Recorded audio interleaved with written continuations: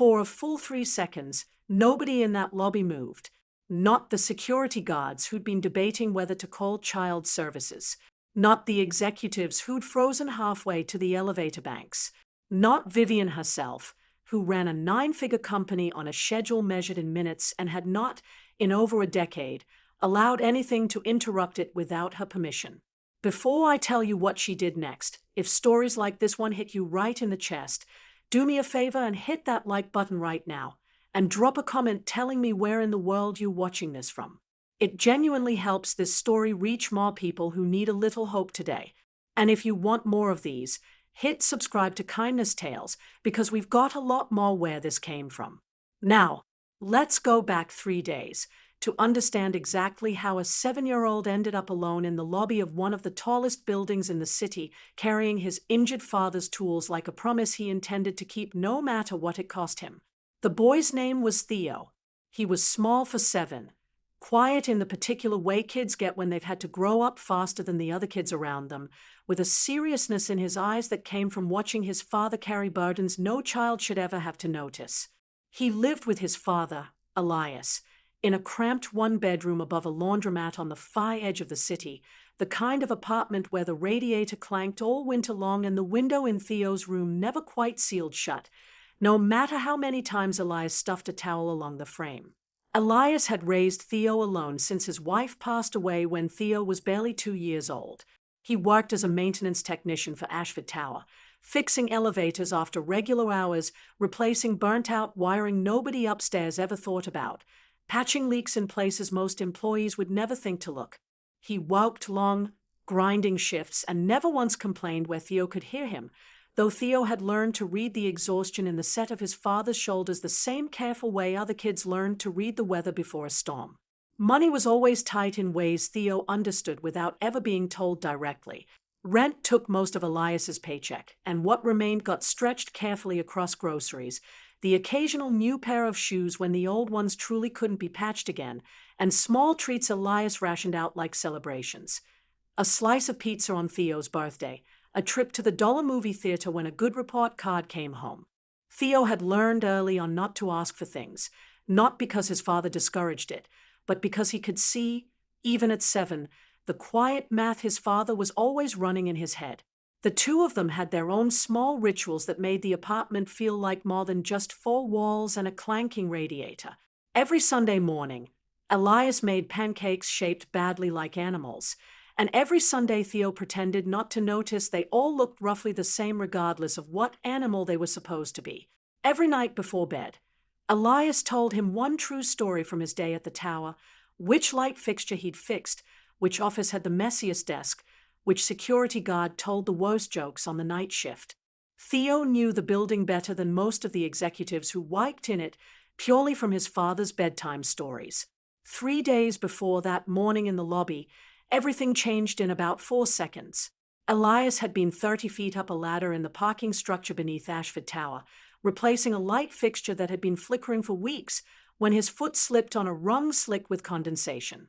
He came down hard, landing on concrete with a crack that echoed off the low ceiling, 2 ribs fracturing on impact along with a bone in his wrist.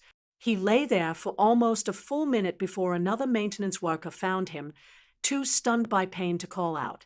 The pain, he'd tell Theo later in a heavily edited version meant for a 7-year-old's ears, had been the kind that stole his breath entirely, white and total. The concrete cold against his back while he waited for someone to notice the ladder lying on its side and come looking. He remembered staring up at the flickering light fixture he'd been trying to fix, the same one that had started this whole mess, still stubbornly blinking on and off above him as if nothing had happened at all. I want you to sit with that detail for a second, because it matters for what comes later. Elias refused to go to the hospital at first, not because he wasn't in agony, because his mind, even through the pain, went immediately to the bill and to the shift he'd be missing, and to what his supervisor might say about a man who couldn't even climb a ladder without falling off it. It took another co-worker practically forcing him into a car before he finally agreed to see anyone at all. An urgent care clinic put his wrist in a cast, wrapped his ribs, and told him plainly, without room for negotiation, that he needed at least 2 weeks away from any kind of physical labor. Elias nodded along in the exam room like he was agreeing, and then spent the entire ride home doing the exact opposite kind of math. How many days he could realistically afford to take, how thin the rent margin already was, whether Ashford Tower might simply decide it was easier to hire someone younger, someone without a cast on his arm, someone who wouldn't need 2 weeks off in the first place. He lay on the couch for the next 3 days, pale, invisible pain, murmuring half-formed worries out loud mostly to himself, forgetting sometimes that Theo could hear every word of it from the next room. Kids pick up more than adults ever give them credit for. Theo absorbed every anxious sentence his father muttered into the couch cushions, filing each one away with the quiet seriousness of someone taking notes on a problem he intended to solve. On the morning of the third day, before his father woke from a haze of pain medication, Theo made a decision that no 7-year-old should have had to make alone. He found his father's spare toolbox, the smaller one Elias kept for house calls on the weekends, and packed it carefully, the way he'd watched his father pack it 100 times before. Then he found a note Elias had started writing the night before and abandoned halfway through, explaining the accident to his supervisor, and tucked it into the lid. Underneath his father's unfinished sentence, in careful, uneven handwriting, Theo added his own line. "He tries really hard. Please don't fire him." He knew the bus route by heart, the same one his father pointed out to him on walks to school a dozen times, more out of habit than any real intention of Theo ever needing it. He memorized which stop to get off at, which doors led into the lobby, all of it filed away in a 7-year-old's memory with the same careful precision his father used organizing spare parts into labeled bins downstairs. He left a note on the kitchen counter. 3 words: "Went to help," kissed his sleeping father gently on the forehead so he wouldn't wake him, and slipped out the door with the toolbox banging softly against his knee the whole way to the bus stop. The bus ride itself took almost 40 minutes, winding through neighborhoods that grew steadily taller and shinier the closer they got to downtown, glass towers replacing the low brick buildings Theo recognized from his own street. He sat near the front where the driver could see him, toolbox wedged between his sneakers, watching the city change out the window and rehearsing, silently, exactly what he planned to say once he got there. He practiced it 3 times in his head by the time the bus finally hissed to a stop outside a building so tall he had to lean back just to see the top of it through the window. Here's where the story starts moving fast. So stay with me, because the next 20 minutes changed a lot more than anyone standing in that lobby expected. The security team at Ashford Tower was stunned to discover a small boy had traveled halfway across the city entirely alone, toolbox in hand, asking politely whether he could speak to whoever was in charge of his dad. One guard reached immediately for the phone, ready to call child services on instinct. Another suggested contacting the police to help track down a parent. But something about the boy's steady, unshaken expression made both of them pause before dialing anything at all. He wasn't lost. He wasn't panicked. He simply believed, with total conviction, that if his father couldn't bring the tools to work that morning, then someone in the family had to. Word moved through the lobby faster than any company memo ever had.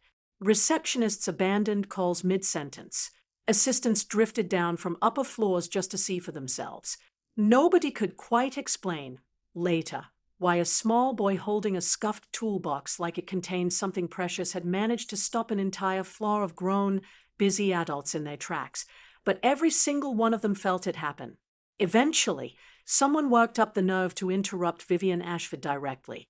Vivian was the granddaughter of the tower's original founder, and the person who had taken the company from a modest regional operation to a national name over the past decade. She was known across the industry for her precision, every meeting timed to the minute, every decision driven entirely by numbers, a reputation for being brilliant, demanding, and almost entirely unreachable once her calendar locked in for the day. Her assistant hesitated visibly before knocking, certain the entire situation would be waved off in favor of the acquisition call scheduled to begin in 4 minutes. Instead, one detail stopped Vivian cold before her assistant even finished the sentence. A little boy had shown up because his injured father was afraid of losing his job. She canceled the call without a second thought, which her assistant would later admit had never once happened in 3 years of working for her. When Vivian stepped into the lobby, the small crowd parted around her the way it always did, except this time. Nobody was actually watching her. Every eye in the room was fixed on the boy standing calmly beside the security desk, toolbox held against his chest with both arms like a shield. She'd braced herself for tears, for confusion, for a frightened child overwhelmed by the sheer size of the building around him.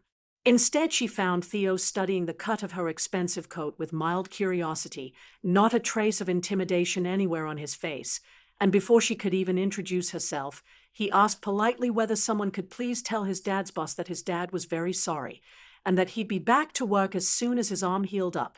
Vivian knelt down slowly, all the way to the marble floor, until she was level with his eyes, something she hadn't done for anyone in longer than she could easily remember.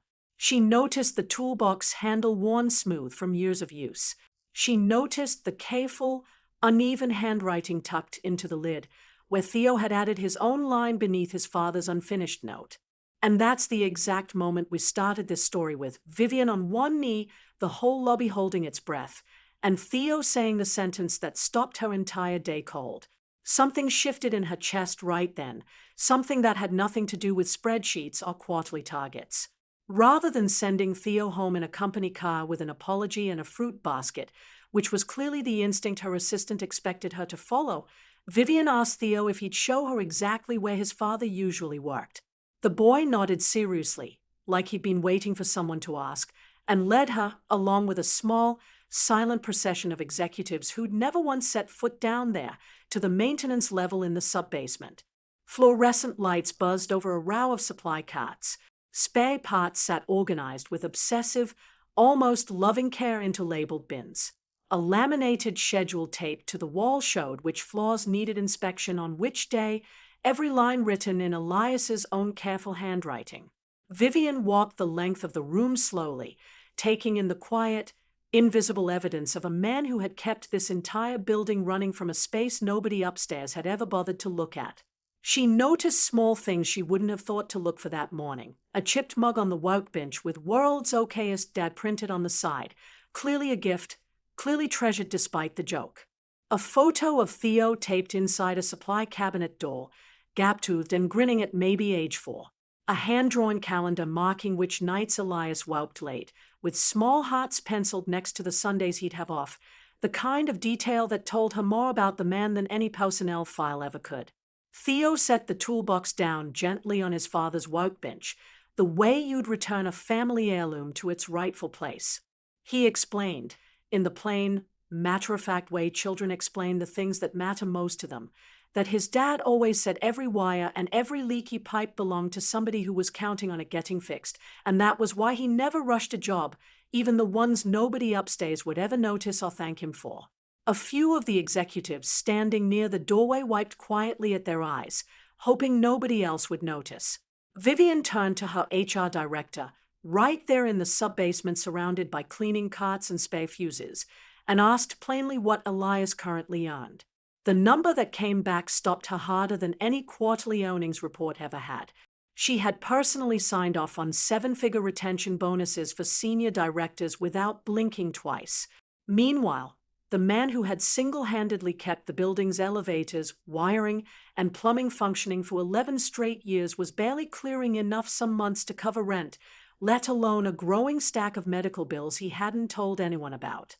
Her HR director, to her credit, admitted quietly that she'd flagged wage compression among building services staff twice in prior budget cycles, both times shelved in favor of other priorities.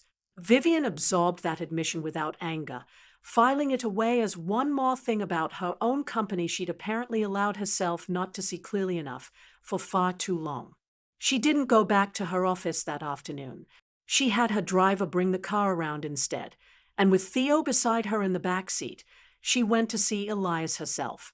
If you're still with me, drop a comment right now with one word, hope, because that's exactly what's about to walk through that apartment door.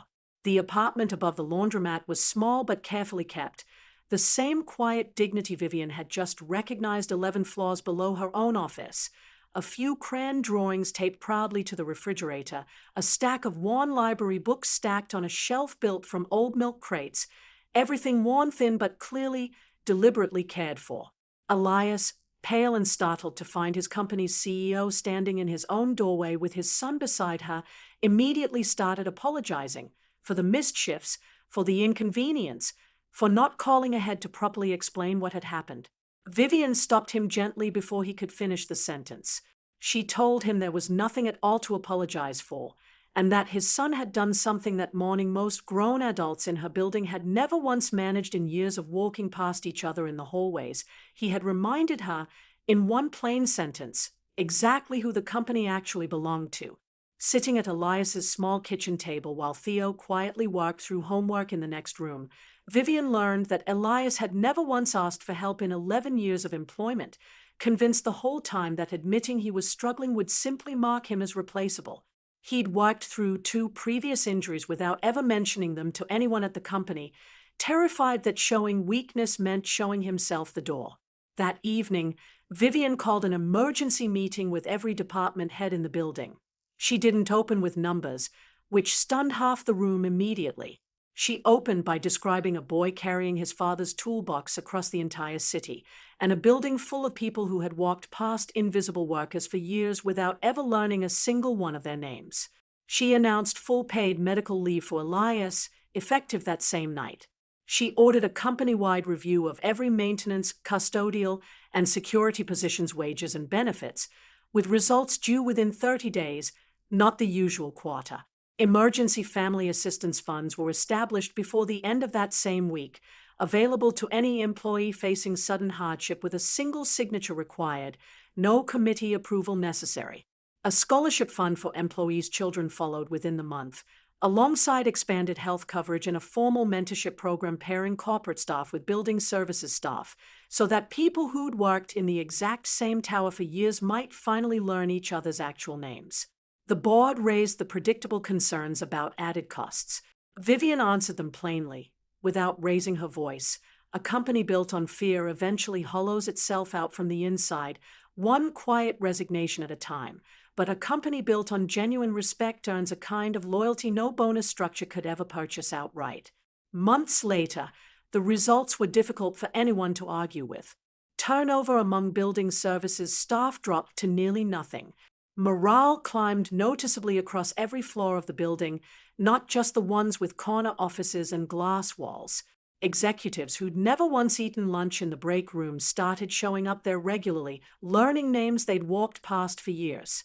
Investors who'd braced themselves for softer margins found performance climbing instead, driven by a workforce that finally, for the first time in a long time, felt genuinely seen.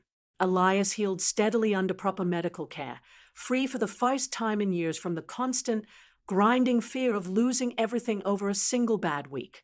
When he returned to Wyke, Vivian personally offered him a supervisory role overseeing building operations across 3 separate properties, with better hours that let him walk Theo to school most mornings instead of rushing out the door before sunrise. Theo, for his part, became something of a beloved fixture around Ashford Tower in the months that followed. Employees remembered his birthday without being asked to. An engineer on the 14th floor started tutoring him in math every Thursday afternoon.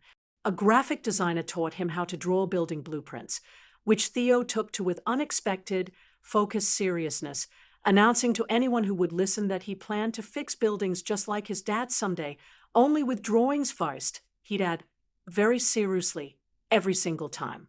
He started a small collection of business cards from employees who introduced themselves properly, keeping them in an old cigar box his father gave him, sorted alphabetically without anyone asking him to. The security guards who'd once debated calling child services on him now greeted him by name every single morning, saving him a spot near the front desk where he'd sit and do homework some afternoons while waiting for his father's shift to end. One of the guards, a retired Navy man named Curtis, started bringing him a granola bar every day without fail, a small ritual neither of them ever mentioned out loud but both quietly looked forward to. The following spring, Ashford Tower held a celebration in the plaza just outside the building. Employees and their families gathered under a clear sky, music drifting easily between the surrounding buildings, kids chasing bubbles across the pavement while their parents actually relaxed for once. Vivian invited one particular guest up to a small platform near the fountain. Theo walked up holding his father's hand, wearing a new jacket that actually fit him properly, and the applause that followed lasted long enough to make him blush all the way to his ears. Vivian didn't introduce him as a hero, and she was careful about that. She thanked him, simply and directly, for teaching an entire company something no consultant or quarterly report had ever managed to teach anyone, that real leadership isn't about standing above people from behind a glass office door, but about kneeling down to their level exactly when it matters most. Elias watched his son from the crowd with tears he didn't bother hiding from anyone, thinking about 11 years of quiet, mostly unacknowledged work that had finally, unexpectedly, been seen by the people who mattered.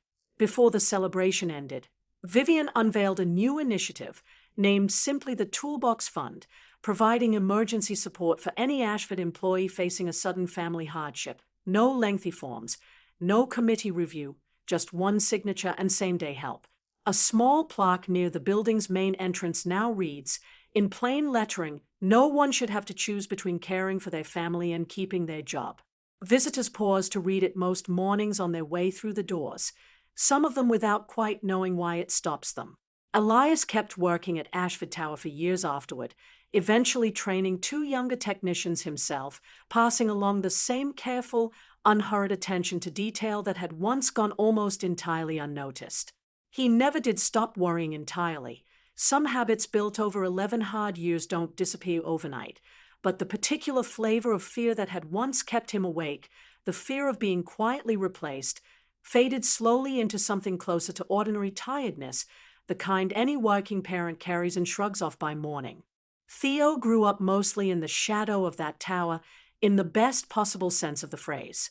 By the time he was in middle school, he could recite the building's entire electrical layout from memory, having absorbed it the same way other kids absorb spot statistics. The engineer who tutored him in math eventually helped him apply to a summer program for young people interested in architecture, a detail that made it into a company newsletter years later, framed as proof that the Toolbox Fund's ripple effects reached further than anyone initially imagined. Vivian, for her part, kept a small memento from that morning on her own desk from then on, not the toolbox itself, which stayed exactly where it belonged in the sub-basement, but a photograph taken by an employee on their phone, capturing the exact moment she'd knelt down on the marble floor in front of Theo. She kept it turned toward her chair rather than toward visitors, a private reminder rather than a performance, something to glance at whenever a quarter got difficult enough to tempt her back toward measuring people purely by spreadsheets again. She spoke about that morning only rarely in public, mostly at the request of business journalist Seeger for a tidy anecdote about corporate culture change.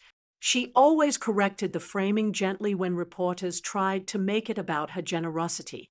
It wasn't her kindness that had changed anything that day, she'd explain. It was a 7-year-old stubborn, uncomplicated belief that showing up mattered, even when you were small, even when the building in front of you was taller than anything you'd ever seen. She'd simply had the good sense, for once, to kneel down and actually listen. If this story moved you even a little, go ahead and hit that like button right now, and drop a comment telling me exactly which part got to you most. Was it the note in the toolbox, or the moment she knelt down on that marble floor? Share this with someone today who needs a little reminder that kindness still moves people, even in the biggest, busiest buildings in the world. And subscribe to Kindness Tales if you want more stories exactly like this one, because we've got plenty more waiting. And before you go, if you believe one small act of love really can change an entire life, type the words "kindness always wins" in the comments below. I want to see how many of you actually believe it. Years later, new employees still hear this exact story during their very first week at Ashford Tower, the morning a 7-year-old boy carried his father's toolbox across the entire city, believing, without a shred of doubt in his small body, that he could actually help. It quietly became part of the building's identity, proof that the most lasting kind of change rarely arrives with fanfare or a press release. Sometimes it simply walks through the front doors holding a scuffed toolbox, asking politely if someone might tell the boss that his dad is sorry and that he tries really, really hard. Somewhere in that story, if you're listening closely, is the whole point of telling it at all, that the biggest changes in a life or in a company rarely announce themselves ahead of time. They show up quietly, in the shape of a small boy on a city bus, in a toolbox nobody expected to matter, in one grown woman deciding, for just a few minutes, to stop measuring the world in spreadsheets and start measuring it in people instead.